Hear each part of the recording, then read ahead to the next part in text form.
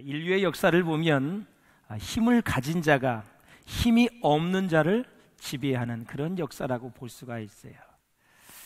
힘이 있어야 때로는 평화가 유지되고 그리고 자유도 있고 낭만이 있습니다. 전쟁이 있는 곳에는 이런 것들을 누릴 수가 없어요. 특히 국가 간의 문제를 보십시오, 여러분. 철저하게 힘의 논리입니다.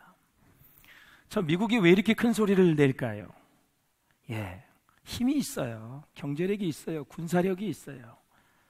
스스로 세계에 나는 경찰 국가다 하면서 어떤 일이 생기면 교통정리 내가 하겠다라는 거예요. 힘이 있으니까. 이렇게 힘은 아주 중요하지만 그 힘처럼 위험한 것도 없습니다. 그래서 이 넬슨 만델라 대통령은 이런 말을 했어요. 우리의 문제는 힘이 너무 많은 데 있다 이거예요. 이걸 잘못 사용한다 이거예요. 힘이 많아지면 스스로 무한한 인간인 것처럼 착각을 하게 돼요. 힘을 남용해요. 그래서 힘은 자기 자신의 위치를 벗어나게 합니다. 자기 자리를 지키지 못하게 만들어요. 힘을 가지면 더 큰 힘을 요구하고요, 아무도 대항할 수 없는 절대적인 힘을 또 구비하려고 그래요. 추구하려고 그래요. 그것이 타락한 본능의 인간의 실존의 모습이에요. 막 사용하고 싶거든요, 힘을. 신앙생활 모습도 보십시오. 죄를 짓는 것도 힘이 많은 경우에 그렇습니다. 그래서 우리가 꼭 잊지 말아야 될 것은 힘이 있으면 누가 유혹하지 않아도 스스로 유혹의 자리로 들어가게 돼요. 유혹하지 않아도. 그런 사람에게서 우리 하나님은 종종 힘을 빼는 작업을 하십니다. 하나님이 딱 작업에 들어가면 힘을 딱 빼기 시작을 합니다. 하나님이 다루시는 것을 보셔야 돼요. 그것이 사실은 하나님의 은혜이지요. 힘을 빼야 인생의 욕망 구덩이에 빠지질 않아요. 사랑하는 여러분, 골고다 언덕의 십자가를 한번 생각해 봅시다. 하나님의 사랑 때문에 예수님은 우리의 죄를 다 걸머지고 십자가에 못 박혀 돌아가셨는데 완전히 힘을 빼주셨어요. 말 한마디면 다 지구를 멸망시킬 수 있는 능력이 그분에게 있어요. 그분은 하나님의 아들이에요. 하나님이에요. 전능하신 분이에요. 근데 힘을 쫙 빼셨어요. 저들이 알지 못하오니 주님 용서하여 주옵소서 하고 하나님께 모든 생명을 맡겨요. 내 힘을 빼고 하나님을 전적으로 신뢰하는 게 뭐예요? 그게 믿음입니다. 할렐루야. 우리 하나님은 혈기왕성한 모세를 40세에 쓰지 않았어요. 너무 좋은 나이지요. 애굽에서 모든 학문을 다 연구하고 공부를 했어요. 그런데 하나님은 80세가 넘어서 이 모세를 썼어요. 힘을 쫙 빼고 쓰신 것입니다. 혈기왕성할 때는 여러분 애굽 사람을 죽인 살인자예요. 너무 힘이 많아요. 힘이 많으니까 하나님을 의지하지 않고 자기 힘으로 하려고 그래요. 너 아직 안 됐다. 결국 40년 동안 광야에 담가버려요. 그리고 훈련을 시키는 분이 하나님이세요, 여러분. 본문의 바울도 마찬가지입니다. 바울에게는 치명적인 질병이 있었습니다. 하나님 고쳐주세요. 3번씩 연거푸 기도해도 하나님이 고쳐주질 않아요. 이미 내게 주신 은혜가 크다고 말씀하시면서, 족하다고 말씀하시면서 고쳐주질 않아요. 아마 오늘 본문의 다메섹에서 강렬한 빛으로 이렇게 눈이 멀었는지, 눈에 손상을 받았는지 아주 시력이 좋지 않은 사람이에요. 매일 눈곱이 많고 그런 사람이에요. 힘을 쫙 뺐어요, 여러분. 그러니까 하나님의 능력이 그에게 임해서, 권능이 임해서 손을 댈 때마다 병든 자가 나게 되고, 손수건을 만진 자마다 치유의 역사가 일어나고, 어디를 가든지 하나님의 말씀을 선포할 때 구원의 역사가 불같이 일어났어요. 할렐루야. 놀라운 일이에요, 놀라운 일. 그러므로 사랑하는 여러분, 사람이 이 세상을 살아가면서 주님을 만날 기회를 여러분 갖는다는 것은 참으로 복된 일이에요. 이 땅을 살아가면서 우리에게 일어나는 모든 사건들이 참 절대로 우연이 없다라는 것을 우리는 기억하셔야 돼요. 다 하나님의 섭리 가운데 있고 하나님의 은혜 가운데 있고 하나님의 인도하심 가운데 있는 줄로 믿습니다. 사울을 보십시오. 예수 믿는 사람을 잡으러 가는 거예요. 그런데 예수를 믿는 그리스도인들을 잡으러 갔는데 그리스도인들이 믿는 예수님에게 탁 잡히는 것입니다. 내 생각대로 내 뜻대로 되질 않아요. 이 우주의 만물의 주관자는 하나님이세요. 모든 역사를 주관하시는 분은 하나님이세요. 하나님의 손안에 우리가 있는 거예요. 그렇게 기세등등하여 이업과 그리고 살기가 등등했던 사람도 꼼짝 못해요. 빛 한 번 비치면 그냥 꼬꾸라지는 거예요. 사랑하는 성도 여러분, 이렇게 다메섹 도상에서 강렬한 하늘로부터 빛을 받았던 바울, 영원하신 하나님 예수를 거기서 만나게 됩니다. 그의 인생이 축복을 받은 거지요. 그런데 영원하신 예수님을 만나게 되면 어떤 현상이 일어나느냐? 내 인생에 일어나는 사건들이 이해가 되어지고 해석이 되어진다라는 사실이에요. 영혼이라는 개념은 과거, 현재, 미래를 다 포함하고 있는 거예요. 그러니까 영원하신 예수님을 만나니까 자기의 과거가 해석이 되어져요. 이야, 태초에 나를 택하신 하나님, 태초부터 창세전에 나를 예정하신 하나님, 이게 막 깨달아지는 거예요. 그들의 오늘의 현재 하나님의 은혜로 미래의 소망을 가지고 꼭 성령이 충만하고 주님 만나면 그분은 우리에게 하나님 나라 확장을 위한 비전을 주신다니까요. 성령 충만은 반드시 하나님의 사명으로 이어지게 되어 있어요. 성령 충만을 다른 데로 쓰지 않고 하나님의 복음을 전하고 하나님의 나라의 확장을 위해서 쓰게 만들으신 분이 하나님인데요, 과거가 해석이 되어지는 거예요. 여러분, 예수 없이 살아가는 사람들을 보세요. 과거의 상처와 아픔 죽을 때까지 갖고 갑니다. 무덤에 갈 때까지도 여러분 그걸 용서를 못하고 상처, 그 아픔 그대로 안고 죽는 것입니다. 그런데 어느 순간 우리가 예수님을 만났고 예수를 믿었어요. 그런데 이제 과거가 하나님의 관점으로 해석이 되어지는 거예요. 아, 그때 그 부도가, 그때 그 질병이, 그때 그 교통사고가, 그때 그 아픔이 지금 나를 이렇게 쓰시려고 했던 하나님이 그릇을 만드는 과정이었고, 나로 하여금 더 겸손하게 만들었던 과정이었고, 그것을 통해서 다른 영혼들을 세우라고, 그것을 통해서 다른 사람이 변화되는데 사용하라고, 그걸 나에게 허락하셨던 거구나. 이렇게 하나님의 관점에서 해석이 되어지면 어떤 일이 일어나느냐? 치유의 역사가 일어나게 되어 있는 거예요. 과거를 치유받았으니 오늘 내가 기쁘지요. 기뻤으면 주를 볼 수밖에 없지요.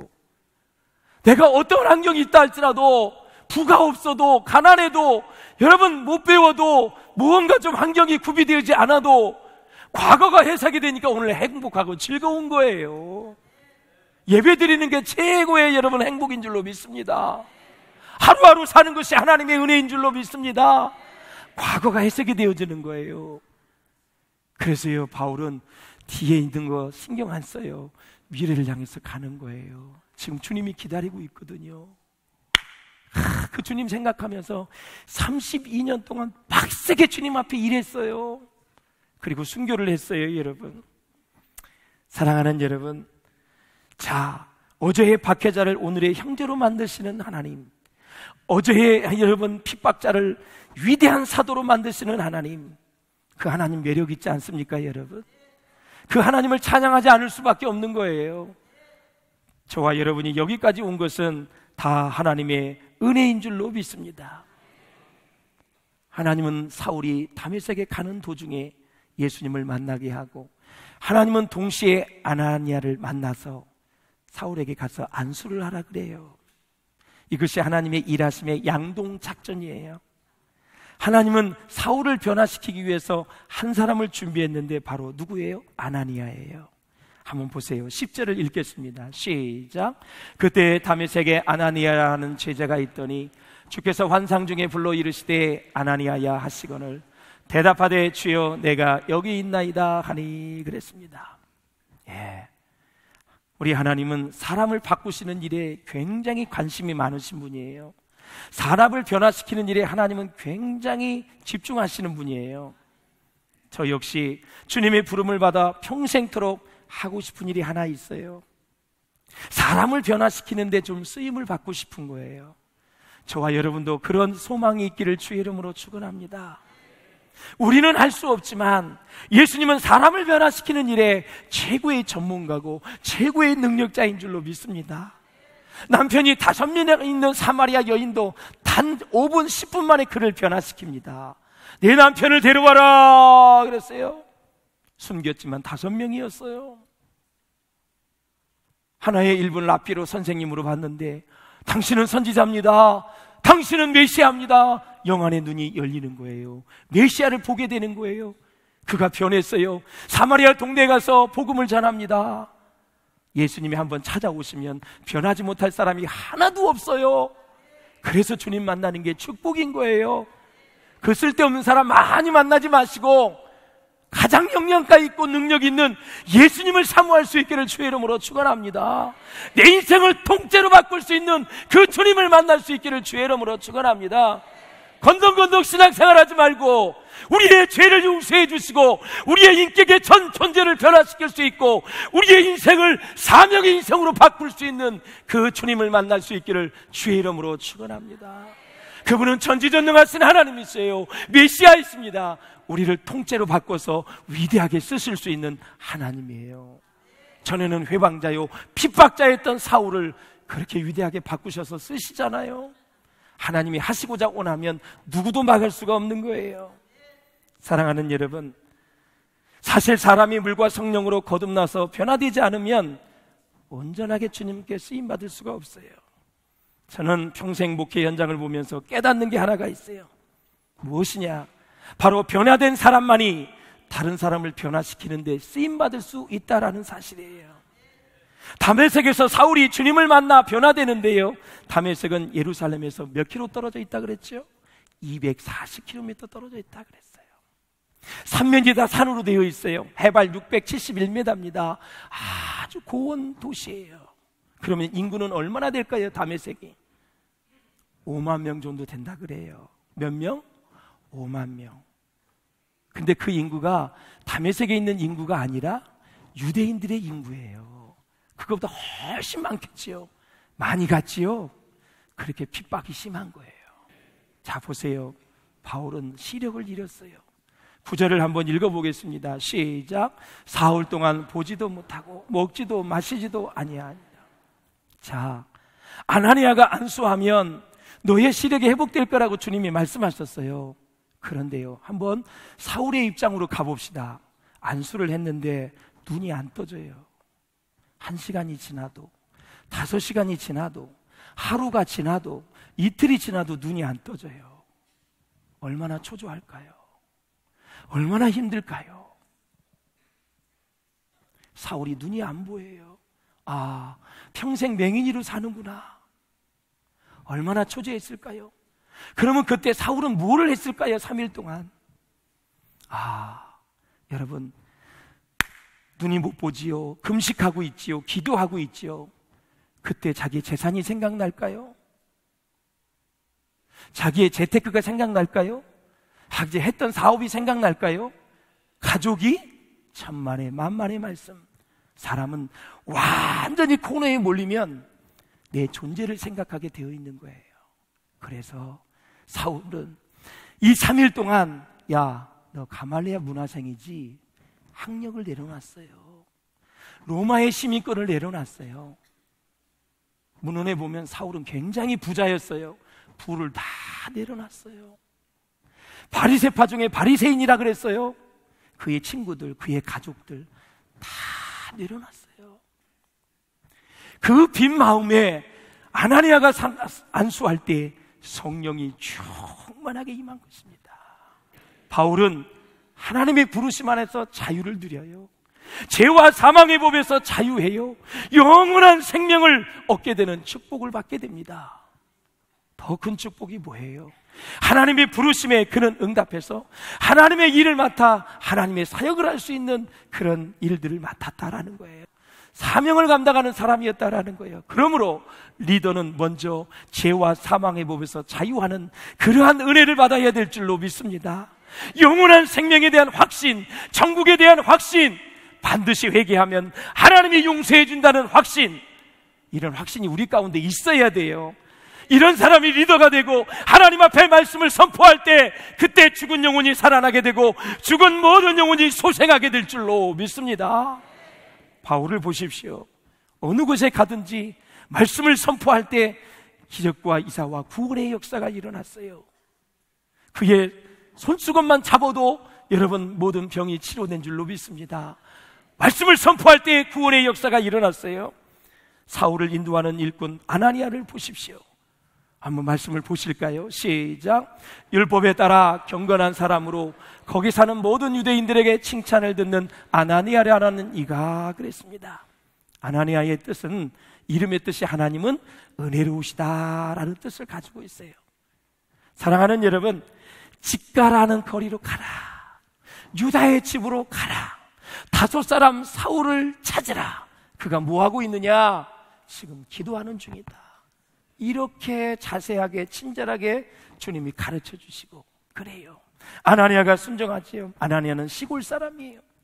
지도 알 수가 없어요. 성경에 보면 집사도 아니에요. 단 한 가지, 주님의 제자라고 얘기하고 있어요. 사랑하는 여러분, 결정적인 순간에 아나니아는 자기가 해야 될 일, 그 역할을 감당하는 걸 볼 수가 있어요. 그러므로 사랑하는 여러분, 정말 하나님이 쓰시고자 원할 때에 그 쓰임받는 순간에 결정적으로 순종할 수 있기를 주의 이름으로 축원합니다. 만약에 아나니아가 가라고 했는데 안 갔으면 그는 그 순간에 영원히 잊어버렸을 거예요. 아나니아는 이것 외에 별로 하나님 성경에 등장하는 때가 없어요. 사울을 위대하게 만드는데 쓰시려고 하나님이 준비하셨다라는 거예요. 사랑하는 여러분, 더 감사한 것은 이 아나니아는요, 어디에 살았냐면 다메섹에 살았는데, 다소 지역에 살았는데 헬라 문화라 그랬어요. 그 지역에 유대인들이 모여 살았거든요. 그 유대인 중에 아나니아는 칭찬 듣는 사람이라 그런 거예요. 유대교와 기독교 신자들이 모여있는 곳에서 칭찬 듣는 사람이었다. 하나님을 사랑하고 하나님을 사모했던 사람이 아나니아였었어요. 그래서 유명한 여러분 성서신학자 율리안 바클레이가 뭐라 그랬냐면, 시작. 아나니아는 기독교 교회의 잊혀진 영웅들 중에 하나다. 귀한 사람이에요. 한번 이렇게 순종해서 안수했는데 영웅들 중에 하나래요. 작은 일에 충성합시다. 계속 하나님이 나를 쓰시고자 하면 감사할 수 있기를 주의 이름으로 축원을 드립니다. 바자회 때도 우리가 하나님 앞에 귀하게 쓰임받았어요. 물건을 사준 사람도 다 하나님의 일에 동참한 사람이에요. 계속 쓰임받을 때 감사함으로 잘 감당하는 저와 여러분 될 수 있기를 바랍니다. 사람이 어디에 사느냐가 중요하지 않아요.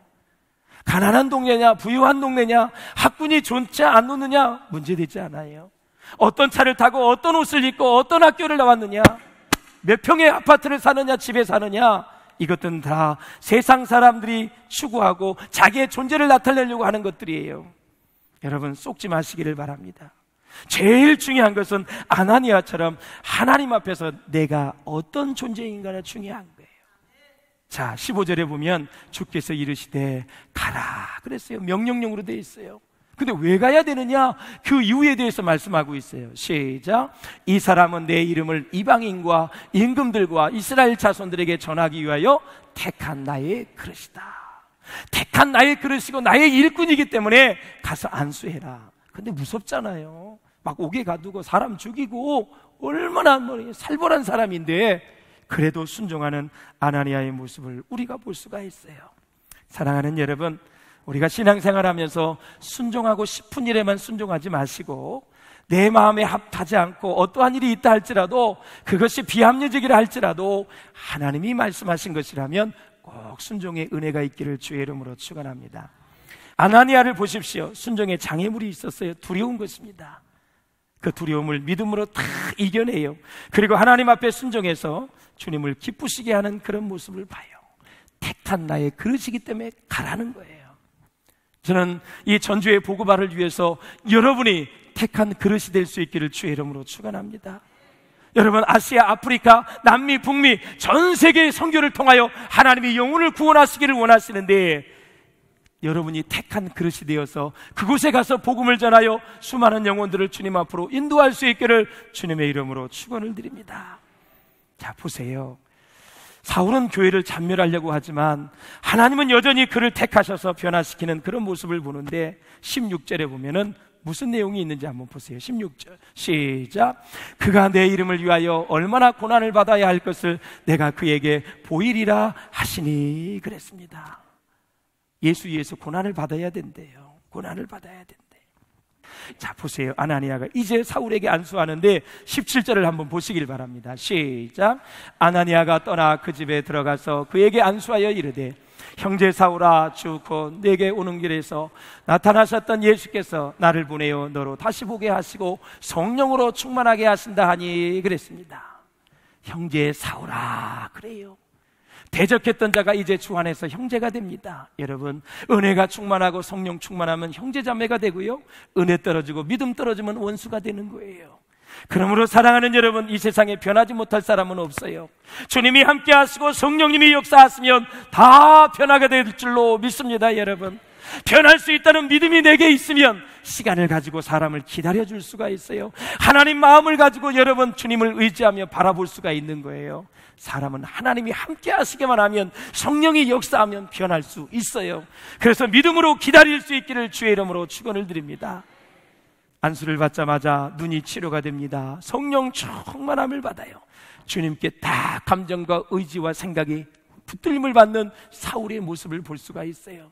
글쎄, 은혜가 임하면 붙들림을 받아요. 내 생각, 의지, 내 모든 감정이 다 주님께서 쓰시도록 만드셔요. 그러니까 내 뜻대로 자양자재하지 않고 늘 물어봐요. 성령님 어떻게 할까요? 성령님 어떻게 할까요? 그래서 말씀을 생각하면서 여러분 순간순간 결정을 하고 늘 주님, 성령님 말씀에 귀를 기울이시면 성령님은 실수하지 않을 줄로 믿습니다.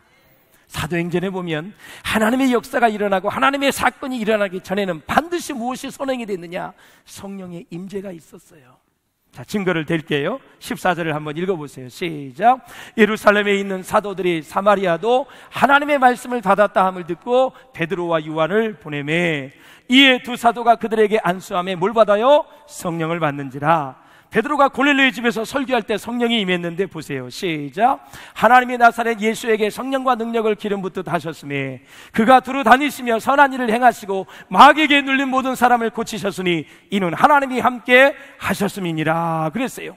그리고 나서 그들이 나무에 달아 죽였으나 뭐라? 하나님이 사흘 만에 다시 살리사 그랬습니다. 피 묻은 복음이 전파되는 곳에, 피 묻은 복음이 선포되는 곳에 성령의 역사가 일어납니다. 여러분, 자, 40절을 보면은 사흘 만에 다시 살아나서, 44절에도 보면 베드로가 이 말을 할 때에 성령이 말씀 듣는 모든 사람에게 내려오시니, 이에 베드로가 이르되 이 사람들이 우리와 같이 성령을 받았으니 누가 능히 물로 세례 베품을 금하리요 하고 그랬습니다. 하나님의 사건과 기적이 일어나기 전에 반드시 성령의 임재가 선행되는 거예요. 그러니까 내 자신의, 우리 가정에, 우리 교회에, 이 민족에 성령이 임하시면 하나님이 무슨 일을 하시려고 지금 계획을 세우신 거예요. 그때 사랑하는 여러분, 영 분별력이 있으시기를 주의 이름으로 축원을 드립니다. 바울은 불세례를 받고 물세례를 받았어요. 고넬료도 마찬가지입니다. 우리 물세례 받으셨지요? 여러분, 성령 세례, 불세례 받을 수 있기를 주의 이름으로 축원합니다. 그래서 우리는 언제든지 영적 분별력을 가지고 힘있고 능력있게 이 세상의 모든 죄악을 이기고 승리할 수 있기를 주의 이름으로 축원을 드립니다.